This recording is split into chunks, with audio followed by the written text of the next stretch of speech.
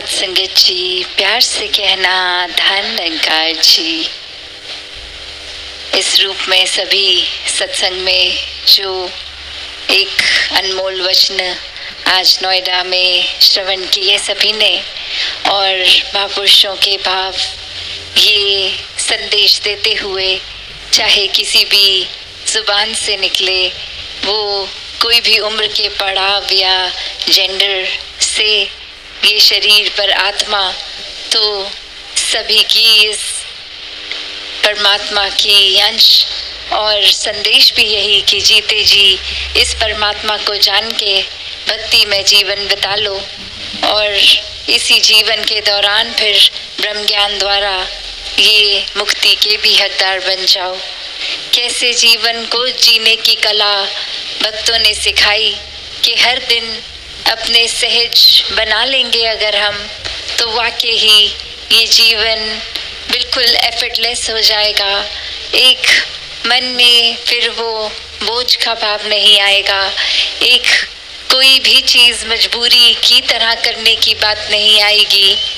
मन में भाव यही होंगे कि कुछ अगर हासिल है तो भी मुबारक है, नहीं है तो भी ये भी कृपा ही है कि कुछ अगर नहीं है तो हमारी बेहतरी के लिए ही नहीं है, वरना तो इच्छाओं ने तो इस जीवन में हमेशा ये आते ही रहना है। एक छोटी सी इच्छा जैसे ही पूरी होती है, उसकी जगह कोई नया एम, कोई नया उससे बड़ा गोल बना लेते हैं और फिर उस इच्छा की ओर दौड़ने लगते हैं। अभी सत्संग में भी श्रवण किया कि कैसे ये आग के समान हर कोई चीज़ अगर हम सोच रहे हैं उससे ज़्यादा और ज़्यादा, तो वो इच्छाएं ये लालच का भी रूप ले लेती हैं। फिर ये बात जहन में आती ही नहीं कि ये परमात्मा ने गुजरान मात्र जो दिया उसके एक सदुपयोगी रूप को तो नहीं हम कर रहे हैं, पर सब कुछ हासिल करने की होड़ में फिर तो बात वही, जैसे उदाहरण अक्सर सिकंदर बादशाह का भी सभी ने देखा कि इतनी लड़ाइयाँ करके भी, इतनी ज़मीन हासिल करके भी एक जीवन से जब रुखसत हुए तो हाथ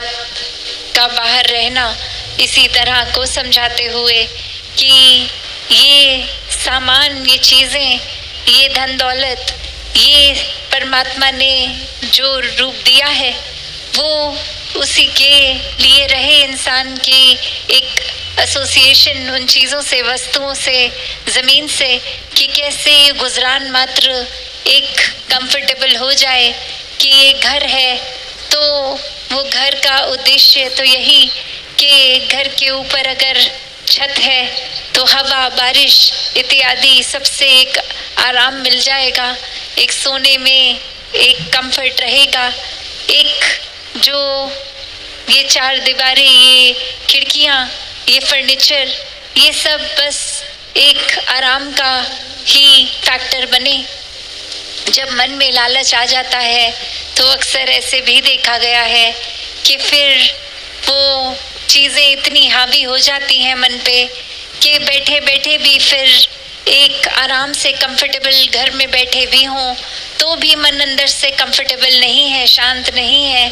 क्योंकि मन में और ये योजना बन रही है कि आगे और क्या उपलब्धि की जाए, कैसे और इससे भी बड़ा घर और ज़्यादा सामान खरीद लिया जाए। तो ये इच्छाएं तो उस बाल्टी की तरह हैं जिसका कोई बेस ही नहीं है, वो बॉटमलेस बकेट कि जो कुछ डालते जाएंगे वो कभी भी ये बाल्टी भरेगी नहीं, चाहे जितना भी डाल लें। तो बात वही कि परमात्मा ने तो सबको सबकी एक आराम के हिसाब से वस्तुएं दी भी हैं और अंदर मेहनत करने का भी बल बख्शा है कि एक अपने पारिवारिक रूप ये संभाल समाज के एक हिस्से हैं, तो वो आर्थिक कामकाज भी ये करना है, पर कैसे फिर भी ये परमात्मा की ओर ही ध्यान जिनका है वो फिर कभी भी अपनी इच्छाओं को एक क्रूर रूप नहीं दे देते हैं, वो इच्छाओं को भी उस तरह चैनलाइज करते हैं कि अगर हमारी ये एक कुछ हासिल है तो उससे एक सेवा भी करने लायक क्षमता हो। अगर घर है तो खुद भी अगर खा सकते हैं भोजन, तो साथ ही भाव मन में उसी समय ये आता है कि घर और संतों को भी बुलाया जाए और उनको भी फिर उस तरह से खाना परोसा जाए। वही भाव जो मैं भी भूखा ना रहूं, साधु भी भूखा ना जाए, कि कैसे एक भाव यही रहा है कि जो कुछ है उसकी संभाल भी हो जाए और मन में एक लालच रूप नहीं, एक अच्छाइयों की ओर अगर ये इच्छाओं को लेके जाएंगे तो फिर ये इच्छाएं भी खराब नहीं है। अगर इच्छाओं को इस तरह लेके जाएं कि आज सत्संग है तो चाहे कितना भी दिन बिजी है, हम काम पे भी हैं, फिर काम से जब एक घर आके कुछ देर आराम करके कैसे ये इच्छा मन में रहती है कि चाहे कितनी भी दूर है वो सत्संग जहाँ पे हो रही है उस दिन, फिर भी दौड़ दौड़ के पहुँचें। एक सेवा की इच्छा, एक परमात्मा को जानने की इच्छा कि ये जन्म तो दिया है परमात्मा ने, तो इसको क्यों दिया है, एक असली रूप हमारा क्या है, ये आत्मा और परमात्मा का मेल कैसा हो, किस तरह से हो सकता है, ऐसी बातों की जिज्ञासा, इच्छाएं होना कि ये पता लग जाए, ये तो मुबारक इच्छाएं हैं। पर अगर इच्छाएं हमने एक नेगेटिविटी की ओर ही कर दी कि हमारे अंदर ऐसे भाव जन्म ले लें कि आज ये करना है और इसके लिए मुझे झूठ बोलना पड़ेगा, ये हासिल करना है तो किसी को पहले नीचे गिरा देंगे और उसके स्थान पे खुद खड़े हो जाएंगे, ऐसे हम ऊंचे हो जाएंगे। इच्छा ये कि ऐसा मेरे मुताबिक हो जाए, फिर वो एथिकली सही है नहीं है उसकी कोई परवाह नहीं, बस जो अचीव करना है वो करना ही है। तो ऐसी इच्छाएं तो हमेशा से हानि ही पहुंचाती हैं, खुद को भी, हमारे मन को भी, सोच को भी दूषित कर देती हैं और औरों का भी इससे नुकसान ही होता है। वरना तो बात वही कि ये सैटिस्फैक्शन, ये पूर्ति मन में आ जाती है तो वाकई ही फिर तो मन में एक आनंद की ही अवस्था है कि ये परमात्मा का एहसास हर समय का, और इसी एहसास के साथ फिर भाव मन के रहते हैं कि ये अब जो श्वासें हैं उनको पूरी तरह से कैसे जिया जाए, ये श्वासें एक लिमिटेड ही है, हमारा जीवन ये जीवन के साल तो कुछ ही हैं, उनको कैसे हर दिन एक अच्छी तरह से जिया जाए, हर पल में क्या ऐसी अच्छाइयाँ की जाए। हर पल जिसने भी संतों की सिखलाई को अपना लिया उन्होंने तो हर पल सिर्फ और सिर्फ एक अच्छाई, जहाँ वो बीज डलता है तो वो पौधा भी प्रफुल्लित होता है, तो खुद भी अपने मन को शांत किया और औरों की भी बेचैनी दूर करने के लिए फिर वो टूल बन सके, एक सहयोग दे सके उस एस्पेक्ट में भी। तो कैसे एक संत बनना किसी लिबास का नाम नहीं, संत बनना कोई पर्टिकुलर दिनचर्या को फॉलो करना नहीं, संत तो हर समय के संत हैं, बस जो बेसिक क्राइटेरिया है वो यही कि पहले इस परमात्मा को जानकर इसकी फिर भक्ति करते हुए स्वयं भी प्यार बन के हर एक को प्यार पहुंचाएं, तो फिर ये भक्त तो हर समय के ही भक्त हैं। फिर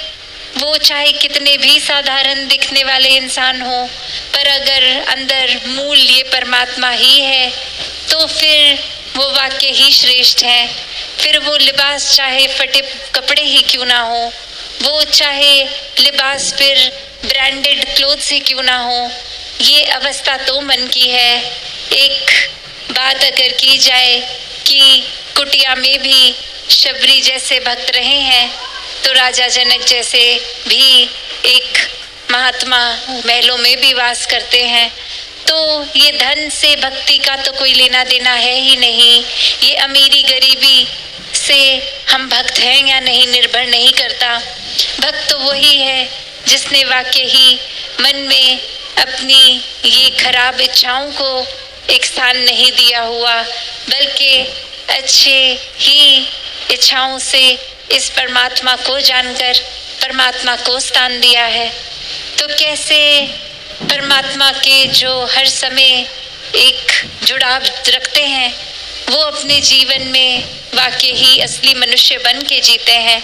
उनके अंदर फिर खुद ब खुद वो सारे गुण आते हैं जो एक मनुष्य की परिभाषा है। चाहे वो दिल में हर एक के लिए करुणा रखें, दिल को इतना विशाल रखें कि बिना भेदभाव समदृष्टि से ही सबको देखें,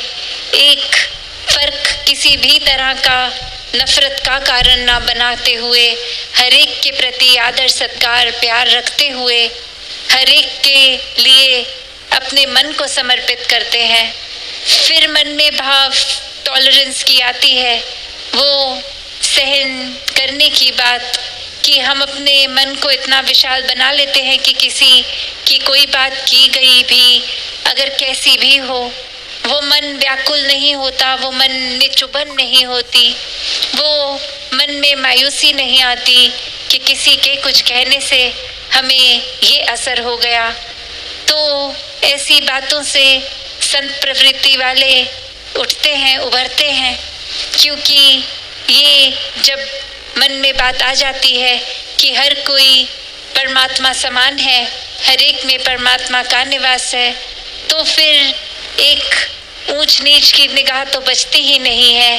ये समाज ने, ये संसार ने कुछ कैटेगरीज तो बना दी हैं कि यहाँ जन्म ले लिया है तो ऊंचे हो गए, यहाँ जन्म ले लिया है तो नीचे हो गए। तो ये जाति पाति भोजन कल्चर रहना इत्यादि ऐसे ऐसे अलग अलग जो एक बाइफिकेशन कर दी है, ये बना दिया है, ये एक ऐसी कैटेगरीज बना दी है। परमात्मा ने तो अगर नज़र डालें तो हर एक को ये समान बनाया है।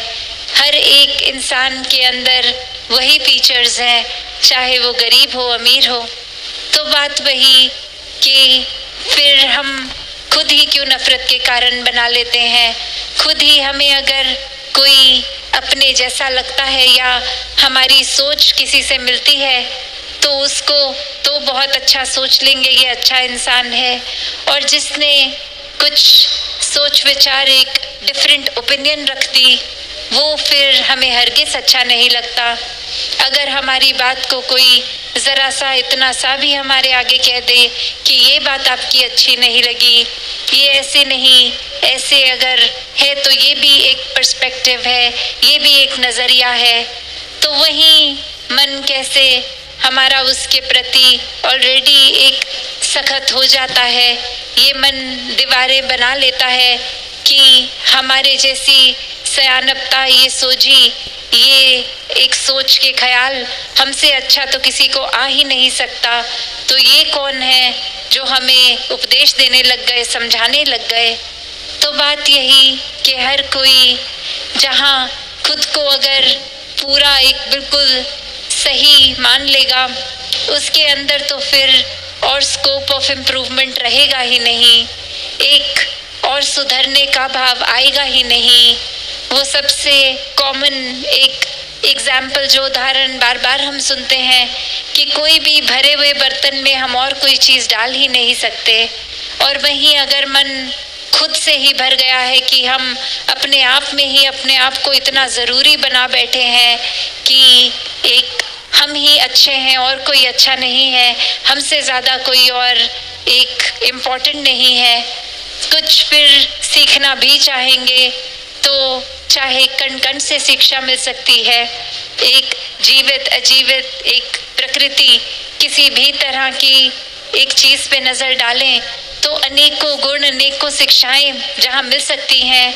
वहाँ अगर हम खुद से ही we are so full of ourselves तो फिर और कोई जगह कोई स्कोप बचा ही नहीं कि कहीं से भी किसी प्रकार की कोई शिक्षा हम ले सकें। तो जहाँ पे फिर ये सीखना बंद कर दिया इंसान ने, वहाँ फिर ये ग्रोथ, ये एक ऊंचाई तक नहीं जा पाएंगे, ये प्रगति नहीं हो पाएगी। तो हमने जहाँ एक स्टैटिक बन के एक कीचड़ की तरह गंदगी में अपनी जगह रुकना नहीं है, ये तो बहाव से बहते जाना है। वहीं हर चीज को अगर अपना दिल दिमाग खुला रख के एक वो मन के अंदर दरवाजा बनाएं कि चीजों को अंदर आने दें, तो वो अच्छाइयाँ जितनी मन में अंदर आएंगी, हम उतने ही वाकई ही स्पिरिचुअली भी ग्रो करेंगे, इमोशनली, मेंटली, हर तरीके से एक वो फिर माहौल हमारे अंदर बाहर का वाकई ही हमारे फायदे के लिए बनेगा और हम इस तरह के एक चरित्र के बन जाएंगे, व्यवहार ऐसा बन जाएगा जो हर एक को वाकई ही अच्छी एक भाव पहुंचाकर हर एक तक उनके लिए भी फिर माहौल ऐसा बना देंगे कि ये खुशी का एहसास हर कोई करेगा, हमारे आसपास आके सुकून का एहसास हर कोई करेगा।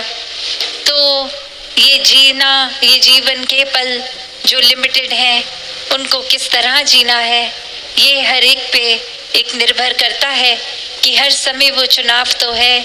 किसी परिस्थिति में कैसे महसूस करते हुए कैसा व्यवहार करना है, एक चीज को क्या तवज्जो देना है, क्या नहीं देना। तो जिन्होंने संतमति अपनाई, संतों का संग किया, उनके लिए चुनाव बहुत ही स्वाभाविक रूप में आसान हो जाते हैं। फिर ये सोचना भी नहीं पड़ता, कदम अपने आप ही एक सही दिशा की ओर, एक सही सोच की ओर बढ़ जाते हैं। तो ऐसा ही एक जीवन हर किसी के हिस्से आ सकता है, जहाँ पूर्ण संत बन के वाकई ही इस परमात्मा को प्राथमिकता बना के एक असली मनुष्य बनकर हर मानवीय गुणों से युक्त होके अपने जीवन को जीते जाएं। ये परमात्मा देखकर अंग संग और कैसे फिर भक्ति जब की जाए तो वाकई ही सिर्फ प्रेम में चूर चूर होके वो एक रिश्ता परमात्मा से बनाया जाए।